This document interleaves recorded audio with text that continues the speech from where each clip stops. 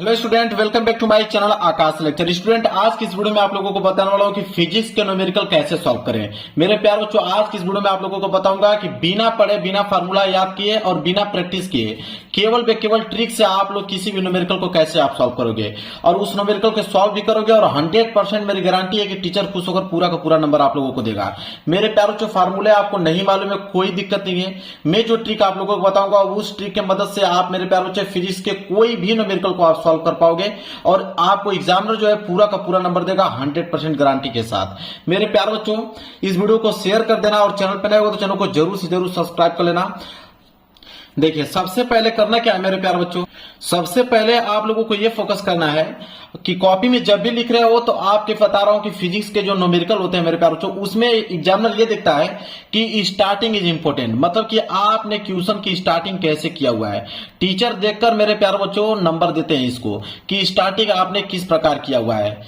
Starting का मतलब मेरे प्यारे बच्चों ये चीज होता है कि आपने क्वेश्चन को कैसे प्रेजेंट किया है, कैसे आप स्टेप बाय स्टेप उस न्यूमेरिकल को आपने कैसे सॉल्व किया है, उसके यूनिट का ध्यान रखा है कि नहीं, आपने फार्मूला का चयन अच्छे से किया है कि नहीं, आपने जो वैल्यू दिया है उसको आपने यहाँ पे लिखा है कि नहीं। ये सारी चीजें एग्जामिनर आप लोगों को देखता है। देखिए, सबसे पहले मैं आप लोगों को बताता हूँ तीन नियम से किसी भी न्यूमेरिकल को आप सॉल्व किया जा सकता है। अगर तीन नियम अगर आपको मेरे प्यारों को मालूम है तो तीन नियम से दुनिया का कोई भी न्यूमेरिकल आप फिजिक्स का सॉल्व कर पाओगे, एग्जाम में पूरा का पूरा नंबर आप लोगों को देगा। वो तीन नियम क्या है, चलिए देखते हैं।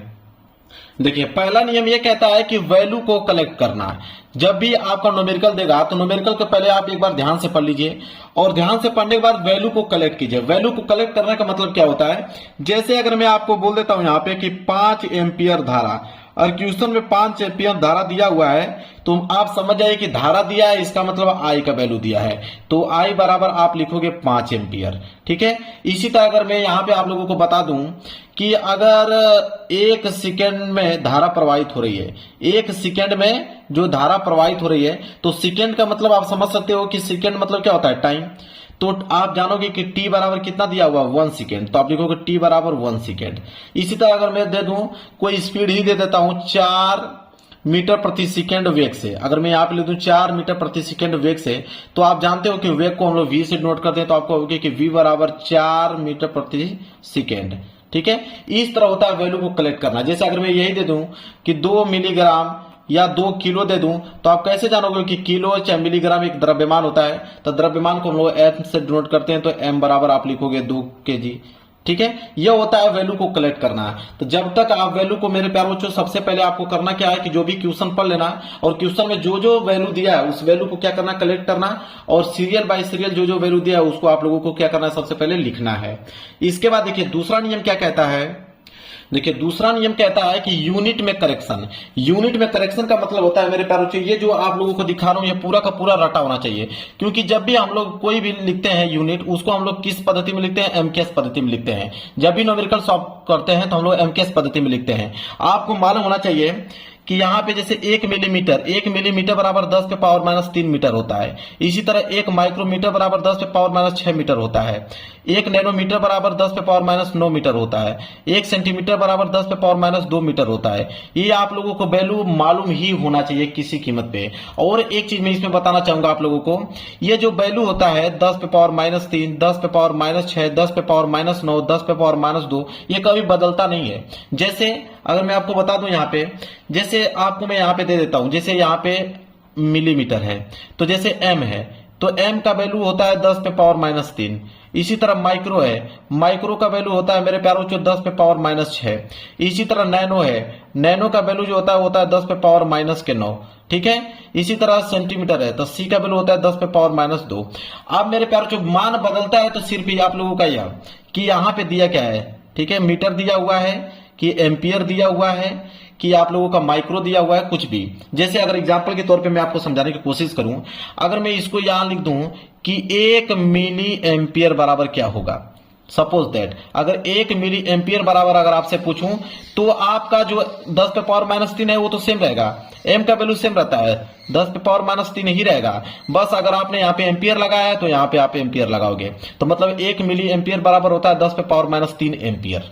समझ में आ गया आप लोगों को। इसी तरह अगर मैं आपसे क्वेश्चन करूं कि 1 माइक्रो एम्पियर बराबर क्या होता है, तो माइक्रो का वैल्यू क्या होता है 10 पे पावर माइनस 6, और यहां पे आपने एम्पियर लगाया है तो यहां पे भी आप एम्पियर लगा दोगे तो ये हो जाएगा 10 पे पावर माइनस 6 एम्पियर। तो 1 माइक्रो एम्पियर बराबर 10 पे पावर माइनस 6 एम्पियर। तो वैल्यू ये बदलता नहीं है, 10 पे पावर माइनस 3, 10 पे पावर माइनस 6, 10 पे पावर माइनस 9, ये बदलता नहीं है। बदलता यह है कि आप यहां पे क्या लिखे हो, ठीक है, यहां पे आपने क्या लिखा हुआ है, बस ये चीज निर्भर करता है। और एक वैल्यू मैं बता देता हूं जो सबसे ज्यादा इंपॉर्टेंट है, और या तो माइक्रो कूलाम भी दे सकता है यहां पे। अगर आपसे मैं पूछ लूं कि 1 माइक्रो कूलाम बराबर क्या होता है, तो आप कहोगे कि 10 पे पावर माइनस 3 कूलाम होता है। क्लियर है। आप मैं जो समझाने का प्रयास कर रहा हूं वो समझ गए होंगे। एक वैल्यू और नोट कर लीजिए, मैं बताना चाहता हूं, इधर मैं नोट करा देता हूं, उसको नोट कर लीजिए, बहुत इंपॉर्टेंट है। वो वैल्यू आप लोगों का 1 एम्पियर। 1 एम्पियर बराबर क्या होता है 10 पे पावर माइनस 10 मीटर होता है। 1 एम्पियर बराबर 10 पे पावर माइनस 10 मीटर होता है, इसको आप नोट कर लीजिए। तो यह दूसरा नियम हो गया। इसके बाद आता है लास्ट तीसरा नियम। इसके बाद मैं क्वेश्चन को खुद अपने हाथों से सॉल्व करके दिखाने वाला हूं। तीसरा होता है फार्मूला का चयन। जब आप सब कुछ वैल्यू लिख लोगे तो इसके बाद फार्मूला का चयन करोगे कि कौन सा फार्मूला मैं इसमें लगाऊंगा। जैसे मान लीजिए कि मैं यहाँ एम का वैल्यू यहाँ पे कुछ द्रव्यमान का वैल्यू दे दिया, यहाँ पे ए मतलब त्वरण का वैल्यू कुछ दे दिया, तब आपको मालूम हो जाएगा कि एम का वैल्यू दे दिया, त्वरण का वैल्यू दे दिया, और एफ का वैल्यू अगर पूछ रहा है तो एफ बराबर क्या होता है एम इंटू ए होता है। तब आपको मालूम चलेगा कि हाँ ये वाला फार्मूला आप लगा सकते हैं और इसमें आंसर ला सकते हैं। इसी तरह अगर मैं कहूं कि आई का वैल्यू आपको दिया हुआ है, आर का वैल्यू आपको दिया हुआ है और वी का वैल्यू पूछ रहा है, तो आप कहोगे वी बराबर आई आर होता है ओम के नियम से। तो वी बराबर आई आर, तब जाके यहाँ पे आई में आर का गुणा कर दोगे। तो यह होता है मेरे प्यारे बच्चों फार्मूला का चयन करना। जब सब कुछ लिख दोगे तो आपको ऑटोमेटिक समझ आ जाएगा कौन सा फार्मूला में लगाना है। तो यह 3 नियम आपको मेरे प्यारे बच्चों किसी भी न्यूमेरिकल को सॉल्व करने में मदद करेगा। अब मैं खुद न्यूमेरिकल ले रहा हूं और खुद में सॉल्व करके दिखा रहा हूं आप लोगों को। देखिए एक न्यूमेरिकल मैं यहाँ पे ले रहा हूं, इसको सॉल्व करके दिखाता हूं। जैसे न्यूमेरिकल यह है कि 3 सेंटीमीटर लंबे और 0.002 मिलीमीटर स्क्वायर अनुप्रस्थ परिच्छेद वाले चालक का जो प्रतिरोध है वो 3 ओम है, तो चालक के पदार्थ की प्रतिरोधकता ज्ञात कीजिए। अब यह न्यूमेरिकल आ गया। अब इसको कैसे आप लोग सॉल्व करोगे, देखिए अगर इसको सॉल्व करने का तरीका क्या है। सबसे पहले मेरे प्यारे बच्चों आप लिखोगे यहाँ पे नीचे हल। सबसे पहले आप लिखोगे हल। हल में सबसे पहले मेरे प्यारे बच्चों आप लिखोगे कि दिया है। सबसे पहले आपको लिखना है दिया है, कौन कौन सी चीजें दिया है पहले इसको आप लोग अच्छे तरीके से नोट करोगे। तो सबसे पहले हम लोग लिखेंगे दिया है। क्या दिया है उसको पढ़ते हैं। दिया है कि 3 सेंटीमीटर लंबे, तो लंबे का मतलब लंबाई दे दिया, लंबे का मतलब लंबाई, और लंबाई को हम लोग एल से डिनोट करते हैं, तो एल बराबर दे दिया 3 सेंटीमीटर। एक चीज मैं बता देता हूं, जब भी आप न्यूमेरिकल सॉल्व कर रहे हो अगर उसमें लंबाई जो है सेंटीमीटर में आ गया तो लंबाई को तुरंत आपको मीटर में चेंज करना है।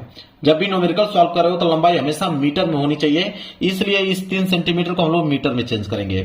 तो मीटर में चेंज करोगे तो हो जाएगा एल बराबर 3 गुणे, अब सेंटीमीटर को मीटर में चेंज करोगे तो ये हो जाएगा 10 पे पावर माइनस 2 मीटर का गुणा करना पड़ेगा। तो ये हो जाएगा एल बराबर 3 गुणे 10 पे पावर माइनस 2 मीटर। ठीक है, अब इसे हमने किस में चेंज कर दिया, मीटर में चेंज कर दिया। तो ध्यान रहे कि कभी भी लंबाई आए उसको मीटर में चेंज करना है सबसे पहले। इसके बाद क्या बोला है, कह रहा है कि 0.002 मिलीमीटर स्क्वायर अनुप्रस्थ परिच्छेद। देखिए जब भी न्यूमेरिकल में अनुप्रस्थ की बात आ जाए तो अनुप्रस्थ का मतलब होता है क्षेत्रफल, और क्षेत्रफल को मेरे प्यार बच्चों हम लोग ए से डिनोट करते हैं। तो ए बराबर क्या दिया हुआ है 0.002 मिलीमीटर स्क्वायर दिया हुआ है। ठीक है, अब मेरे प्यारों जो मिलीमीटर स्क्वायर दिया है, एक चीज मैं फिर से आपको बताना चाहूंगा कि जब भी क्षेत्रफल आ जाए तो क्षेत्रफल को हमेशा मीटर में चेंज किया जाता है। तो ये जो मिलीमीटर दिया हुआ है इसको हम लोग मीटर में चेंज करेंगे। हम लोग जानते हैं कि 1 मिलीमीटर बराबर होता है 10 पे पावर माइनस 3 मीटर, ये हम जानते हैं। तो ये हो जाएगा आपका ए बराबर 0.002 गुणे, अब देखिए ये आपका मिलीमीटर का स्क्वायर है, तो मिलीमीटर का वैल्यू कितना होता है 10 पे पावर माइनस 3, इसका हमें क्या कर देना स्क्वायर कर देना, क्योंकि यहाँ पे स्क्वायर लगा हुआ है। इसी तरह एम है मीटर, तो मीटर का भी स्क्वायर करना पड़ेगा, तो एम स्क्वायर हो जाएगा। क्लियर है। अब देखिए तो ये हो जाएगा ए बराबर, ये हो जाएगा 0.002 गुणे 10 पे पावर, ये गुणा हो जाएगा तो 10 पे पावर 3 दूनी के 6 माइनस के 6 मीटर स्क्वायर। यह किसका वैल्यू आ गया मेरे प्यार बच्चों, यह वैल्यू आ गया आप लोगों का एरिया का। एरिया का मतलब क्षेत्रफल का वैल्यू आ गया। क्लियर है। चलिए अब देखिए आगे क्या दिया हुआ है। अब बोला है कि चालक का प्रतिरोध 3 ओम है। अब आर का वैल्यू ठीक है, प्रतिरोध मतलब आर होता है, आर का वैल्यू दिया हुआ है यहाँ पे 3 ओम दिया हुआ है। अब पूछा है कि प्रतिरोधकता ज्ञात कीजिए, प्रतिरोधकता का मतलब रो का वैल्यू पूछा है, रो मतलब होता है प्रतिरोधकता। अब हम जानते हैं मेरे प्यारे बच्चों फार्मूला, अब यहाँ पे तब लिखेंगे सूत्र कि अब हम सूत्र का चयन कौन सा करें। दूसरा नियम क्या होता है, सूत्र का चयन। यूनिट का भी हमने कर दिया, सूत्र लास्ट है। तो देखिए लंबाई दे रखा है, एरिया आपको मालूम है, आर भी आपको मालूम है, तो रो का मान पूछा है। तो हम जानते हैं कि रो बराबर आर इंटू ए बटे में एल, यह फार्मूला होता है रो बराबर। तो इसको हल करोगे तो हो जाएगा रो बराबर आर का वैल्यू कितना दिया हुआ है, आर का वैल्यू दिया है 3 गुणे एरिया का मान कितना दिया हुआ है 0.002 गुणे 10 पे पावर -6 दे रखा है, और बटे में एल लंबाई कितना दिया हुआ है 3 गुणे 10 पे पावर -2 दे रखा है। अब इसे हल करना है तो देखिए 3 से 3 को हम क्या करेंगे मेरे प्यारों को कटा देंगे। अब यहाँ पे आ जाएगा रो बराबर, अब देखिए ये 0.002 है ना, इस दशमलव को हटाकर हम लोग 2 के बाद ला के आएंगे, तो 1 2 3 अंक घुसकाएंगे तो हो जाएगा 2.0। अब 3 अंक उधर हमने घुसकाया है, मतलब कि यहाँ पे 10 पे पावर -3 का गुणा करेंगे, जितना अंक इधर ले जाओगे उस 10 पे पावर उतना चढ़ाओगे। तो 3 अंक लेके गया तो 10 पे पावर -3 का मैंने गुणा कर दिया, और गुणे 10 पे पावर -6 इधर हो गया, और बटे में कितना बचा 10 पे पावर -2 बचा।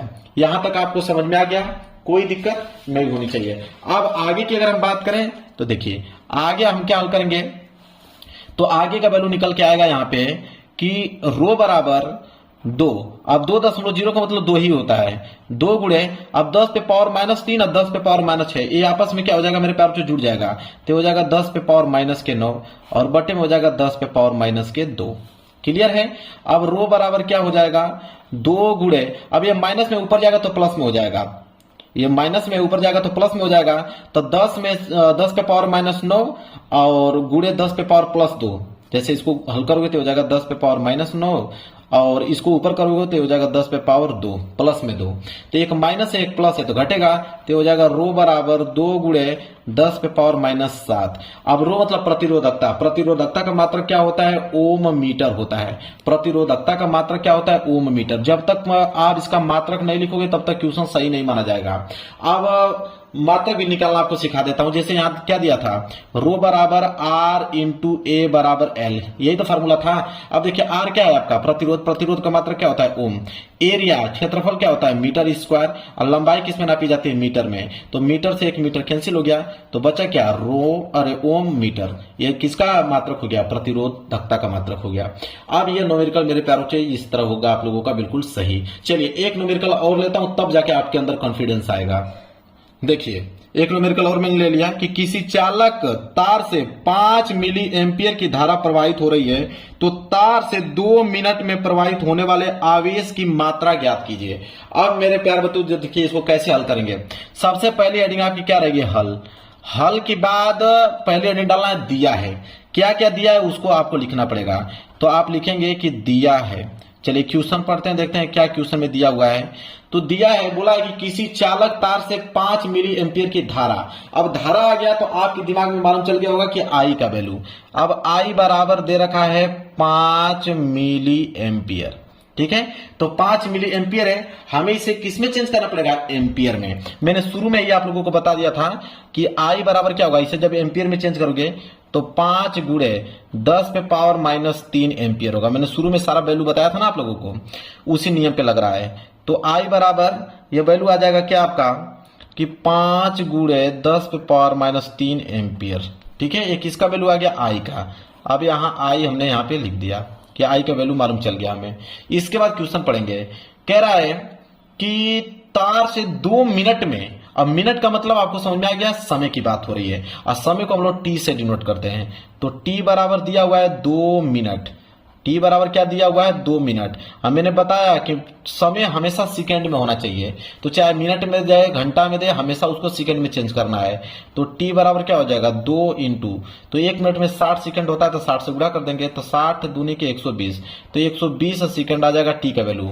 तो टी का भी मान आ गया 120 सेकंड। अब पूछा क्या है आवेश की मात्रा, आवेश का मतलब क्यू, Q का वैल्यू पूछा हुआ है। तो अब हम फार्मूला का चयन करेंगे। तो देखिए I का वैल्यू हमें मालूम है और T का वैल्यू हमें मालूम है, तो Q बराबर हम लोग फार्मूला का चयन करेंगे कि Q बराबर फार्मूला होता है I इंटू टी। Q बराबर फार्मूला क्या होता है? I into T. तो चलिए लगाते हैं। तो Q बराबर I का वैल्यू दिया है 5 गुणे 10 पे पावर माइनस 3, ठीक है, और इंटू टी का मान दिया हुआ है 120। अब हल करोगे तो Q बराबर क्या हो जाएगा? 12 5 60 मतलब 600 और गुणे 10 पे पावर माइनस के 3। अब देखिए इसे हम लोग ऐसे हल कर सकते हैं। Q बराबर 600 को लिख देंगे 6 गुणे 10 स्क्वायर, 10 स्क्वायर मतलब 100, और ये हो जाएगा इंटू 10 पे पावर माइनस 3। अब एक माइनस में एक प्लस में तो घटेगा, तो ये आ जाएगा फाइनल आंसर Q बराबर 6 गुणे 10 पे पावर माइनस 1। हालांकि Q है मतलब आपका आवेश है, तो आवेश का मात्रा क्या होता है? कूलाम। तो कूलाम को हम C से डिनोट करते हैं। तो Q बराबर क्या आ जाएगा? 6 गुणे 10 पे पावर माइनस 1 कूलाम। ये उसका फाइनल आंसर। आई होप मेरे प्यारों आपको आपको समझ में आ गया होगा कि न्यूमेरिकल कैसे सॉल्व करते हैं। तो वीडियो पसंद आएगा तो वीडियो को जरूर लाइक कर देना, चैनल पर नए हो तो चैनल को जरूर सब्सक्राइब कर लेना। मिलेंगे एक प्यारे से नेक्स्ट वीडियो में, तब तक के लिए धन्यवाद।